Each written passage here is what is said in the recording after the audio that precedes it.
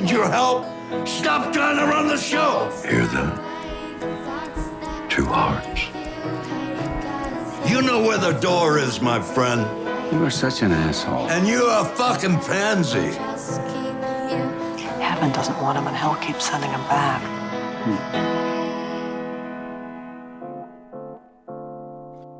Falling est un film canado-britannique réalisé par Viggo Mortensen qui sortira le 4 novembre prochain. On peut y retrouver dans les rôles principaux Viggo Mortensen et Lance Henriksen. John vit en Californie avec son compagnon Eric et sa fille Monica. Son père, Willis, vit dans une ferme isolée où a vécu John durant son enfance, et c'est lorsqu'il devient de moins en moins présent que John décide d'emmener son père avec lui en Californie. Mais Willis, décidé à ne pas changer de mode de vie, rendra la vie dure à ses enfants. C'est le premier film en tant que réalisateur de Viggo Mortensen et j'ai eu l'occasion de le voir en avant-première ce jeudi 15 octobre en présence de celui-ci. Il nous a donc parlé de son film et on a appris qu'en plus d'être réalisateur et acteur principal, il est également scénariste et compositeur. Mortensen nous a expliqué qu'il était sur plusieurs idées de premier film et qu'il a commencé à écrire celui-ci après la mort de sa mère. C'est donc une histoire très personnelle sur des relations père-fils, car oui, le film contient plusieurs éléments vrais de la vie de Viggo Mortensen, que ce soit des idées ou juste des dialogues, des petits détails précis. Il a d'ailleurs dédié ce film à ses deux frères, qui d'après lui se reconnaîtront beaucoup à certains moments. C'est un film qui a été très compliqué à financer, mais il a finalement réussi à le faire, notamment grâce à son équipe très soudée, où chacun pendant le tournage était libre de donner son avis et de proposer de nouvelles idées. Dans le film, on peut retrouver Lance Henriksen, que vous avez pu voir dans Alien 2 et 3 ou encore Terminator. C'était donc un rôle nouveau et très compliqué qu'Henriksen n'avait jamais eu l'occasion de faire. Et selon Mortensen, il s'en est très bien sorti parce qu'il était très content du résultat final.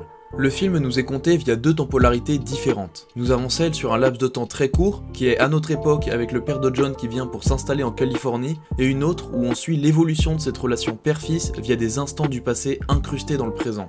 Il y a un très fort contraste entre les deux époques, là où dans le présent on nous présente un couple homosexuel avec une fille adoptive et beaucoup d'éléments très actuels, dans le passé on nous présente vraiment une époque révolue qui ferait polémique aujourd'hui, ou pas selon les gens, avec un père macho et autoritaire et un très jeune enfant qui tue son premier canard au fusil et qui prend son bain avec lui pour ensuite dormir avec. Enfin bref, le contraste entre ces deux époques est très prononcé et c'est d'ailleurs ça qui a causé la séparation entre le père et le fils. Séparation qui se ressent d'ailleurs déjà sur l'affiche du film, avec le père et le fils qui se séparent petit à petit plus le temps passe. Le père est homophobe, raciste, sexiste, il place une insulte dans chacune de ses phrases et ce n'est même pas une exagération, il est absolument horrible mais on a de la peine pour lui. Il est bloqué dans une époque passée avec des normes qui ne sont plus d'actualité et sa fierté a été détruite à plusieurs reprises, je vous laisse découvrir pourquoi en regardant le film. Il balance donc la haine qu'il a envers lui-même sur les autres, en plus de sa folie qui le gagne petit à petit et qui le fait aller encore plus mal au détriment de ses enfants qui souffrent de plus en plus de la situation, en plus d'avoir eu une enfance très difficile. La folie du père lui fait avoir des hallucinations à certains moments et ça ajoute une touche de poésie au film. Même si j'ai trouvé que ces éléments étaient un peu trop présents, il y a beaucoup d'effets sonores et visuels qui lui rappellent le passé, comme par exemple quand on lui sert de l'eau et que subitement il a un flash d'une rivière où l'eau coulait à flot, et tout ça nous montre à quel point il est attaché au passé, à quel point il n'arrive pas à vivre dans cette époque, à quel point il est perdu. Ces éléments fonctionnent et j'ai trouvé certaines scènes vraiment jolies, notamment grâce à certains effets sonores qui font très bien la transition entre le présent et le passé. How was your trip out here, Daddy? Who cares?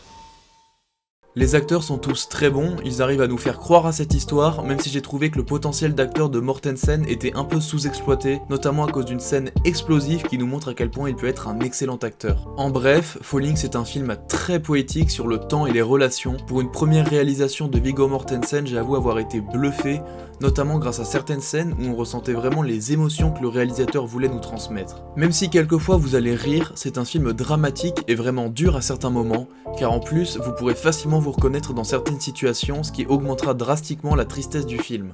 J'ai trouvé Falling particulièrement réussi et touchant, si vous aimez ce genre de film, je vous conseille vraiment d'aller le voir. Et voilà, ma mini critique sur le premier film de Viggo Mortensen est terminée. Je rappelle que tout ce que j'ai dit dedans est 100% subjectif et ne tient qu'à moi. D'ailleurs, si vous avez vu le film et que vous avez des avis différents du mien, n'hésitez pas à me le dire en commentaire, ça m'intéresse énormément. Si vous avez aimé la vidéo, n'hésitez pas à la liker, à la partager et à vous abonner à la chaîne. A plus! I'm sorry I brought you into this world so you could die.